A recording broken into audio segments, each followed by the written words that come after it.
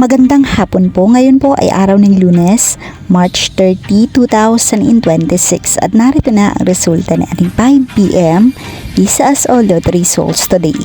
At para po sa draw natin ngayon ay ang 3D Lotto at ang 2D Lotto. At para po sa Lotto More updates, pasubscribe na lang din po ako sa aking channel at pahit na din ng notification bell.